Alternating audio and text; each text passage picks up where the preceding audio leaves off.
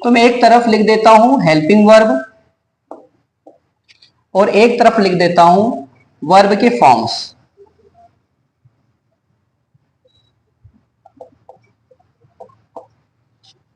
अब हम टेंस की बात कर रहे हैं कि टेंस में कैसे यूज करेंगे। तो हमारे पास टेंस कौन कौन से हैं। तो पहला है कंटिन्यूअस, दूसरा है परफेक्ट, तीसरा है परफेक्ट कंटिन्यूअस, चौथा है इंडेफिनिट और लास्ट हमारा एक और है जिसको हम अभी बात करेंगे और इसके बाद का एक हो उसको हम बाद में डिस्कस करेंगे। तो ये 5 है। अब हमें ये मालूम है कि कोई भी टेंस बिना वर्ब के काम नहीं करेगा। हर टेंस में हेल्पिंग वर्ब मेन वर्ब दोनों चाहिए होंगी। तो हमें बस इतना पता लगाना है कि किस टेंस में कौन सी मेन वर्ब यूज की जाएगी और कौन सी हेल्पिंग वर्ब यूज की जाएगी। अगर हम इतना समझ लेते हैं तो हमारे लिए इस टेंस को समझना आसान हो जाएगा और याद रखना भी, क्योंकि जब भी हम सेंटेंस मेकिंग करेंगे तो हमें उन सेंटेंसेस में हेल्पिंग वर्ब यूज करनी पड़ेगी और मेन वर्ब यूज करनी पड़ेगी। तो हमें बस इतना जानना है और इतना याद रखना है कि किस टेंस में कौन सी मेन वर्ब याद मतलब नोट होगी, उसके साथ काम करेगी। अच्छा, एक अच्छी बात यह है कि ये सभी टेंस अपने टाइप की ही हेल्पिंग वर्ब, अपने टाइप की ही मेन वर्ब यूज करेंगे और ये लगभग फिक्स रहेगी। ऐसा नहीं है कि अभी ये कोई सी वर्ब की किसी के साथ जा रही है और बाद में किसी अन्य के साथ में कनेक्ट हो जाएगी, ऐसा नहीं होगा। लगभग ये फिक्स है और आपको इसे याद रखना है। अब हम पहले बात करते हैं कंटिन्यूअस की। तब इसको हम एक स्टोरी की जैसा लेते हैं कि भाई कंटिन्यूअस मानते एक व्यक्ति है, हमने उससे कहा कि भैया आप अपनी जाओ और हेल्पिंग वर्ब चुन के ले आओ। तो हेल्पिंग वर्ब का ऑप्शन है आपके पास बी, हैव और डू। ठीक है, हमने उससे कंटिन्यूअस नाम का एक व्यक्ति है, उसको हमने कहा कि आप जाइए और अपनी हेल्पिंग वर्ब जो भी आपको मन करे ले लीजिए। ठीक है, जैसे एक कंपनी होती है, कंपनी में हम लोग सुपरवाइजर बनाते हैं, सुपरवाइजर को बोलते हैं कि भैया अपनी टीम सेलेक्ट करके आओ, है ना। आपको जो भी व्यक्ति अच्छे लगे उनको चुनिए और अपना काम करना शुरू करिए। तो हमने कंटिन्यूअस को बोला कि भैया आप जाइए अपनी टीम बनाइए, उस टीम में हेल्पिंग वर्ब चुनिए और मेन वर्ब चुनिए। तो ये जाएगा, अब कौन से वर्ब चुनेगा, तो ये ले लेता अपनी टीम में बी को। तो इसकी हेल्पिंग वर्ब क्या हो गई, बी। अब ये फिक्स रहेगा, ये फिक्स रहेगा कि जब भी कंटिन्यूअस टेंस यूज होगा तो उसमें क्या यूज करना है आपको, बी। अब बी का मतलब क्या, is am are, was were, will shall. अब बी का मतलब हमारे पूरा 7 का बंडल। अगर मैं बी बोल रहा हूं तो बी का मतलब बी नहीं हुआ, बी में जो हमने इज एम आर 7 का जो बंडल है उसके ग्रुप में जो 7 लोग पहले से ही हैं वो हैं। तो कंटिन्यूअस अपने टीम में ले लिया बी, ये हो गई आपकी हेल्पिंग वर्ब। अब हम अगर मेन वर्ब की बात करें तो उससे बोला कि भैया अपनी मेन वर्ब ले लो, आप आपने हेल्पिंग वर्ब चुन ली है, अब आप क्या चुनिए अपनी मेन वर्ब। तो ये अपनी मेन वर्ब चुन के लाता है वर्ब का 4th फॉर्म। अच्छा, इन सब का अपना एक रीजन भी है कि भाई वर्ब का 4th फॉर्म ही क्यों चुना कंटिन्यूअस टेंस में। उसके बाद तो पूरे 7 फॉर्म्स थे, वो 7 फॉर्म में से फर्स्ट भी तो चुन सकता था, सेकंड भी चुन सकता था, थर्ड भी चुन सकता था। ऐसे ही लॉजिक इसका भी है, इसने कंटिन्यूअस में बी ही क्यों चुना, हैव क्यों नहीं चुना, डू क्यों नहीं चुना। अगर ये रीजन भी हमें अच्छे से पता होंगे तो हम कभी भी सेंटेंस में गलतियां नहीं करेंगे। तो याद रखेंगे कि भाई कंटिन्यूअस टेंस को बोला हमने कि भैया जाइए और अपनी वर्ब को चुन के लाइए। तो उसने हेल्पिंग वर्ब चुनी बी और मेन वर्ब चुनी वर्ब का 4th फॉर्म। इसका काम हो गया, कंप्लीट हो गया, ये डन। अब हम लोग बात करेंगे परफेक्ट टेंस से। सेम इसको भी यही कहेंगे हम लोग कि अपनी मेन वर्ब और हेल्पिंग वर्ब चुनकर लाइए, अपनी टीम बनाइए। तो परफेक्ट टेंस जाता है, अब देखिए वर्ब में हेल्पिंग वर्ब में बी तो खत्म हो गया क्योंकि ऑलरेडी यूटिलाइज हो चुका है कंटिन्यूअस के द्वारा। तो अब टोटल कितनी वर्ब बची है वहां पर, 2, हैव और डू। परफेक्ट टेंस को हमने बोला कि भैया जब अपने वर्ब चुन के लाइए तो ये जाता है और हैव लेकर आ जाता है। तो इसके पास क्या आ गया, हैव। अब हैव भी खत्म हो गई यहां से, अब एकमात्र बची है डू। ठीक है, परफेक्ट ने हैव ले लिया। अब इधर जाते हैं मेन वर्ब चुनने के लिए। तो इसको बोला भैया हमने कि मेन वर्ब चुनिए अपनी, तो ये मेन वर्ब चुनता है वर्ब का 3rd फॉर्म। अब मैं फिर वही बात रिपीट करूंगा कि ये वर्ब एक एक फॉर्म अपनी यही फॉर्म क्यों चुन रहे हैं, इनके सबके रीजंस हैं। वो रीजन हमें बाद में समझने हैं और याद भी रखना है।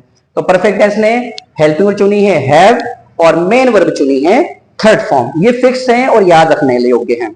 मतलब आपको जब भी परफेक्ट टेंस याद आए तो आपको याद होना चाहिए कि परफेक्ट टेंस में हैव लगती है मेन वर्ब हेल्पिंग वर्ब और वर्ब का 3rd फॉर्म मेन वर्ब के तौर पे यूज होगा। वैसे ही कंटिन्यूअस टेंस में हेल्पिंग वर्ब होगी बी और मेन वर्ब होगी वर्ब का 4th फॉर्म।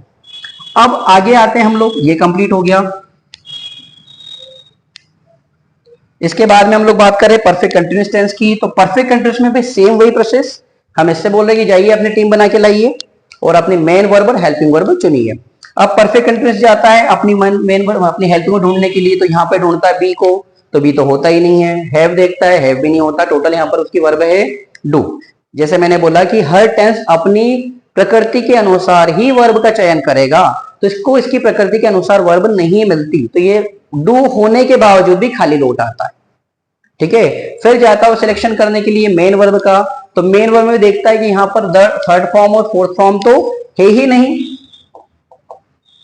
वर्ब का थर्ड फॉर्म और फोर्थ फॉर्म तो है ही नहीं, तो यहां से ही वापस खाली लौट आता है। जब उससे पूछा जाता है कि भैया आपसे हमने मेन वर्ब और हेल्पिंग वर्ब सेलेक्ट करने के लिए बोला था, तो आपने हेल्पिंग और मेन वर्ब दोनों सेलेक्ट क्यों नहीं किए, तो बोलता है कि मेरा नाम है परफेक्ट और कंटिन्यूअस, मतलब मेरा काम है परफेक्टनेस को दिखाना यानी कंप्लीटनेस को दिखाना। दूसरा है कंटिन्यूअस, मतलब मेरा काम है कंटिन्यूटी को दिखाना, तो मैं उन्हीं वर्ब को चुनूंगा जिनमें कंटिन्यूटी को दिखाने की ताकत हो और साथ में कंप्लीटनेस दिखाने की ताकत हो, और वो दोनों में है, इसमें वर्ब के थर्ड फॉर्म में और फोर्थ फॉर्म में, जो कि मुझे वहां पर नहीं मिली। तो वो मालूम है हमें कि वर्ब का थर्ड फॉर्म फोर्थ फॉर्म किसके पास है, कंटिन्यूअस और परफेक्ट के पास में। तो वो बोलता है काम करो शेयर कर लो, जिससे शेयर कर लो भाई हेल्पिंग किसके पास है, परफेक्ट के पास है, तो परफेक्ट से हेल्पिंग ले ली उसने, ये हेल्पिंग का मामला सॉल्व हो गया। अब बोलता है कि भैया परफेक्ट कंटिन्यूअस आपके नाम के अनुसार परफेक्ट भी चाहिए और आपको कंटिन्यूअस की भी मेन वर्ब चाहिए, तो जाइए और कंटिन्यूअस की और परफेक्ट की दोनों की मेन वर्ब ही ले लो, तो वो दोनों से वर्ब शेयर कर लेता है। इस तरह से परफेक्ट कंटिन्यूअस में भी हमें मेन वर्ब और हेल्पिंग वर्ब दोनों मिल जाती है। अब आते हैं हम लोग इनडेफिनिट टेंस पर। इनडेफिनिट में वही कहा हमने कि भैया जाइए और अपनी हेल्पिंग को चुनाइए। अब यहाँ पर भी तो है नहीं, हैव भी है नहीं, अब बचा है डू, तो ये उठा के ले आता है डू। ठीक, मतलब इनडेफिनिट टेंस में हेल्पिंग कौन सी यूज होगी, डू। अब मैं फिर रिपीट कर रहा हूं कि डू का मतलब डू नहीं है, डू का मतलब है डू, डिड और डज। ऐसे ही हैव का मतलब भी हैव नहीं है, हैज, हैव, हैड, जो इसके बंडल में है। अब यहाँ पर हम लोग सिंगल वर्ड की बात नहीं कर रहे हैं कि ग्रुप की बात हो रही है। बी एक अपने आप में ग्रुप है, हैव ग्रुप है और डू भी ग्रुप है। इंडेफिनिट में बात करें हम लोग, इंडेफिनिट में अब जैसे कि हमने देखा कि वर्ब के first form, second form, fifth form और सिक्स सेवंथ फॉर्म, इतनी फॉर्म बची हैं और दो फॉर्म मेरी यूटिलाइज हुई है। एक चीज और याद रखें कि सिक्स और सेवंथ फॉर्म टेंस में डायरेक्टली कनेक्ट नहीं होती, डायरेक्टली इसमें इन्वॉल्व नहीं होती, तो इनका तो डायरेक्टली डायरेक्शन किसी भी सब्जेक्ट के साथ में वर्क करना ही नहीं है, तब इनको हटा देते हैं। तो अब हमारे पास क्या रह गई, ये भी रिमूव कर दो, ये रिमूव कर दो, वर्ब के फर्स्ट फॉर्म, सेकेंड फॉर्म और फिफ्थ फॉर्म। तो यहां पर एक चीज करता है ये इंडेफिनिट, ये बोलता है कि मुझे बाद में मैं अपनी वर्ब का सिलेक्शन करूंगा, मैंने हेल्पिंग ले ली है, मैं मेन वर्ब बाद में लूंगा। पहले आप सिंपल को भेज दो, पहले आप किसको भेज दो, सिंपल को भेज दो कि वो अपनी मेन वर्ब या फिर हेल्पिंग को चुन के ले आए। अब सिंपल जाता है अपनी हेल्पिंग को चुनने के लिए, तो सिंपल को यहां पर देखते हैं तो बी तो ऑलरेडी कंटिन्यूअस ने ले ली है, हैव भी ऑलरेडी परफेक्ट ने और परफेक्ट कंटिन्यूअस ने शेयर कर ली है। अब हमारे पास टोटल क्या रह गई, एक डू, क्या रह गई, डू।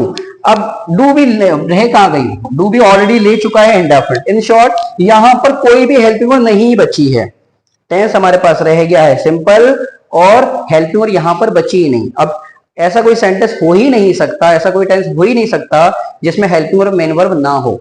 तो सिंपल परेशान कि अब क्या करें, वो जाता है इंडेफिनिट के पास कि भैया मुझे आपकी हेल्पिंग वर्ब शेयर कर दो, क्योंकि मेरे पास में कोई भी हेल्पिंग वर्ब नहीं है, मेरे पास कोई भी हेल्पिंग वर्ब नहीं है, तो मुझे क्या कर दो, आप अपनी हेल्पिंग वर्ब शेयर कर दो। तो ये कर देता है मना कि भैया नहीं, मेरे पास तो तीन ही हेल्पिंग वर्ब है, डू, डज, डिड, अब मैं उसमें से भी तेरे को दे दूंगा तो मैं क्या करूंगा, तो ये से मना कर दे कि नहीं मैं तेरे को हेल्पिंग वर्ब नहीं दे पाऊंगा। ये जाता है परफेक्ट कंटिन्यूअस के पास में कि भैया मेरे को हेल्पिंग वर्ब दे दो, मेरे पास हेल्पिंग वर्ब नहीं है। तो ये भी बोलता है कि भैया मेरी हेल्पिंग वर्ब नहीं है, मैंने तो खुद किससे लिए, परफेक्ट से लिए। अगर तेरे को चाहिए हो तो एक काम कर, परफेक्ट के पास चला जा, शायद वो तेरी हेल्प कर दे। तो ये इसने भी मना कर दिया इसको। परफेक्ट के पास गया कि भैया हेल्पिंग वर्ब दे दो यार, मेरे पास हेल्पिंग वर्ब नहीं है, मैं सेंटेंस कैसे बनाऊंगा। तो ये बोलता है भैया थोड़ा लेट हो गया तू, थोड़ा सा लेट हो गया, थोड़ा पहले आता तो अच्छी बात होती। अब ये तो मैंने परफेक्ट को भी शेयर कर दी वर्ब, है ना, अब आधी उसके पास है आधी मेरे पास है, और तेरे को भी दूंगा तो फिर सेंटेंस बनाने में हमको भी दिक्कत आएगी, तो हम तेरे को हेल्पिंग वर्ब नहीं दे सकते। लेकिन हाँ कंटिन्यूअस टेंस है जो तेरे को हेल्पिंग वर्ब दे सकता है, उसने अभी भी किसी को शेयर वर्ब नहीं की और उसके बाद है भी बहुत सारी। टोटल 7, हम तो 3 3 वाले ही हैं, डू डज डिड 3 ही है हमारे पास, हैव के पास भी 3 ही है, लेकिन उसके पास 7 है। 7 वर्ब से उसके पास में, वो तेरी हेल्प कर देगा। तो वो जाता है कंटिन्यूअस के पास में और उसको बोलता है भैया ऐसी ऐसी समस्या है, मेरी बड़ी दिक्कत आ रही है, तो आप भैया हेल्प कर दो। तो बोलता ठीक है, मेरी वर्ब हेल्पिंग वर्ब लेके चले जा। तो अब आपको यहां से याद रखना है कि कंटिन्यूअस और सिंपल में दोनों में हेल्पिंग वर्ब के तौर पर बी यूज होगा। बोले तो is, am are, was, were, will, shall. वैसे ही अगर परफेक्ट और परफेक्ट कंटिन्यूअस की बात करें तो दोनों में भी कॉमन वर्ब यूज होगी, हैव। अब बात कर रहे हैं हम लोग इनकी मेन वर्ब की। देखिए मेन वर्ब अभी डू ने नहीं ली थी, बोले तो कंटिन्यू इंडेफिनिट टेंस ने मेन वर्ब नहीं ली थी। अब हम बात कर रहे हैं सिंपल टेंस की। सिंपल टेंस को भेजा कि भैया जाओ अपनी मेन वर्ब चुन के ले आओ, तो ये मना कर देता है। सिंपल मना कर देता है, वो बोलता है कि भैया मेरा नाम ही सिंपल है, मैं मेन वर्ब यूज नहीं करता, मुझे मेन वर्ब से कोई लेना देना नहीं है, मुझे तो सिर्फ हेल्पिंग वर्ब चाहिए थी और वो मुझे मिल चुकी है। अब ये क्या चक्कर है, इसको समझने के लिए हमारे नेक्स्ट सेशन में अपन इस पर बात करेंगे। फिलहाल अपन ये बात करेंगे सिंपल को मेन हेल्पिंग वर्ब मिल चुकी है और मेन वर्ब उसे चाहिए नहीं। अब यहां पर टेंस कितने रह गए हैं, एक, सिर्फ इंडेफिनिट टेंस रह गया है। और वर्ब कितनी रह गई है, टोटल 3। वर्ब का फर्स्ट फॉर्म, वर्ब का सेकंड फॉर्म, वर्ब का फिफ्थ फॉर्म। अभी तीनों की तीनों वर्ब फॉर्म किसके पास आ जाएंगी, सारी के सारी इंडेफिनिट के पास। इन शॉर्ट इंडेफिनिट एक ऐसा टेंस है जो एक साथ तीन मेन वर्ब यूज करेगा। वर्ब का फर्स्ट फॉर्म भी यूज होगा उसी में, वर्ब का सेकंड फॉर्म भी उसी में यूज होगा, वर्ब का फिफ्थ फॉर्म भी यूज होगा। ठीक है, बाकी जो टेंस है वो एक एक फॉर्म या दो फॉर्म का यूज करेंगे, है ना। अब आप बोलोगे सर इसके तो मजे हैं, आप क्या कह सकते हो कि सर इसके तो मजे, 3 मेन वर्ब मिल गई। नहीं, इसके मजे नहीं है, ये अब उलझ गया है ना। टेंस को समझने का सबसे सिंपल तरीका है कि कोई टेंस आप कुछ पता करे कि भी कौन सा टेंस सबसे ज्यादा आसान है या कौन सा ज्यादा मुश्किल है या कौन सा ज्यादा परेशान करेगा, तो पता लगाइए उसमें मेन वर्ब कितनी है। जितनी ज्यादा मेन वर्ब उतने ज्यादा डिफिकल्ट टेंस, उतना ज्यादा उलझाने वाला टेंस, उतना ज्यादा परेशान करने वाला टेंस। तो अगर इस लिहाज से देखा जाए तो सबसे सरल टेंस कौन सा दिख रहा है अपने को, सिंपल। नाम ही सिंपल है उसका, है ना। मतलब सबसे सिंपल तरीके से अगर कोई सा सेंटेंस बनाया जा सकता है तो वो है सिंपल। उसके बाद अगर हमें उसको थोड़ा सा आगे बढ़ाएं तो भी हमारे पास कंटिन्यूअस और परफेक्ट टेंस, ये दो टेंस भी सबसे सिंपल, आसानी से बन जाने हैं, कोई मुश्किल नहीं आएगी। क्यों, क्योंकि ये एक एक वर्बल ही लेकर बैठे हैं, बड़ी आसानी से बना पाएंगे हम इससे। और इसके बाद में थोड़ी मुश्किल आएगी हमको इस वाले में, जिसमें टोटल 2 मेन वर्ब हैं और वो कैसे यूज करना है, कहाँ यूज करना है, वो देखना पड़ेगा। और सबसे ज्यादा परेशान करने वाला टेंस अगर कोई सा होगा तो वो है इनडेफिनिट टेंस। इनडेफिनिट टेंस में सबसे ज्यादा मेन वर्ब है और ये अलग अलग तरीके से शेयरिंग करता है। जैसे होता है ना, जिसकी जितनी ज्यादा जमीन ज्यादा होती है उसके बंटवारे में उतने लड़ाई झगड़े ज्यादा होते हैं। तो बस इसका भी सेम प्रॉब्लम है कि इनके पास तो एक ही था थर्ड फॉर्म, भाई किसी को लेना है तो थर्ड फॉर्म लो, नहीं लेना तो भी थर्ड फॉर्म ही है मेरे पास तो। लेकिन यहाँ पर चॉइसेस हैं, जब ज्यादा चॉइसेस होती है तो कंफ्यूजन ज्यादा होता है, चॉइस नहीं होती तो हमारे पास सिलेक्शन करना आसान हो जाता है, क्विक होता है सिलेक्शन। तो यहां पर ये प्रॉब्लम आएगी। तो ये था पूरा टेंस का क्लासिफिकेशन और सारा खेल पूरे टेंस में इसी के अकॉर्डिंग ही चलेगा। अगर ये आपको स्टोरी समझ में आई तो समझ लो कि आपने टेंस का 50% यही समझ लिया, और अगर नहीं समझ में आया तो यहां पर यदि पल्ले नहीं पड़ रहा तो समझ लीजिए कि आप आने वाले टेंस में भी और उलझेंगे। तो मेरी आपको सलाह ये है कि सबसे पहले टेंस आप सीखें, हम टेंस सीखना शुरू करें उससे पहले ये पूरे टेबल को, पूरी स्टोरी को अच्छे से दिमाग में बैठा लें कि भाई कौन सी वर्ब कहां पर कैसे कैसे यूज होगी। मैंने अभी आपसे कहा कि हर मेन वर्ब का, हर हेल्पिंग वर्ब का अपना एक रीजन है, एक खासियत है, और उसी खासियत के साथ उस टेंस के साथ जुड़ी हुई है। अब मैं एक काम करता हूं, छोटा सा एक्सप्लेनेशन दे देता हूं टेंस के बारे में एक एक शब्द में, ठीक है। जैसे नाम है इसका कंटिन्यूअस, इसका नाम क्या है, कंटिन्यूअस। कंटिन्यूअस को अगर आप हिंदी में बोले तो जारी रहना, लगातार रहना, सतत चलना।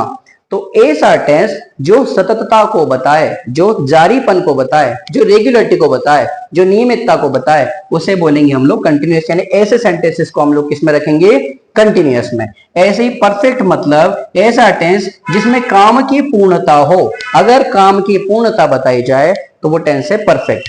परफेक्ट कंटिन्यूअस जिसमें कार्य जारी भी दिखाई दे और साथ में पूर्ण भी हो, उसको हम बोलेंगे परफेक्ट कंटिन्यूअस। यानी इसकी खासियत क्या होगी, जारीपन और पूर्णता दोनों दिखाना। और इनडेफिनिट इसका मतलब होता है अनिश्चित, जिसमें कार्य को लेकर बड़ी अनिश्चितता हो, समझ में नहीं आ रहा हो किस पोजीशन में है, मतलब ना चल रहा हो ना पूर्ण हो। तो जब कार्य चल भी ना रहा हो, पूर्ण भी ना हो, तो अनिश्चित अवस्था में हुआ। हमें पता ही नहीं है ना कि वो पूर्ण है कि जारी है, तो उसको हम बोलते हैं अनिश्चित। और ऐसा सेंटेंस जिसमें कार्य ही ना हो, कोई कार्य करता हुआ ना दिखे, कोई सिर्फ जानकारी हो, कोई डिटेल्स हो, तो वो किस में आएगा? सिंपल टेंस में। तो आपको याद रखना है कि टेंस में को पहचानने के लिए नॉर्मली सिखाया जाता है कि आखिरी में ता है, ती है, ते है आता है, या फिर आखिरी में चुका चुकी है आता है। तो इस तरीके से कभी भी स्पोकन नहीं हो पाएगी। आपको ऐसे क्विक तरीके चाहिए होंगे जिससे आप टेंस को इजीली एंड रैपिडली उनको आइडेंटिफाई कर सकें, और उसके बाद उन सेंटेंस को आप जब बनाना चाहें तो उनको फटाफट आइडेंटिफाई करके उनको कंस्ट्रक्ट कर पाए। तो ये हम लोग इनके जब टेंस को पर्सनली समझेंगे, सीखेंगे, तब और हम लोग इस पर डिटेल में करेंगे। फिलहाल आप इतनी चीजें याद रखें कि कंटिन्यूअस टेंस में हेल्पिंग वर्ब, मेन वर्ब ये होती है और उसकी खासियत ये होती है। परफेक्ट में ये हेल्पिंग वर्ब, मेन वर्ब होती है और इसकी खासियत ये होती है। परफेक्ट कंटिन्यूअस में इस तरह से पूरा हमें याद होना चाहिए। तो पूरा टेबल टेंस का 50% पार्ट यही है, इसके बाद में सब चीजें शुरू होती है। तो आप इसे नोट कर लें और याद कर लें। अगला सेशन हमारा होगा टेंस के पर्सनली टाइप्स पर। ओके।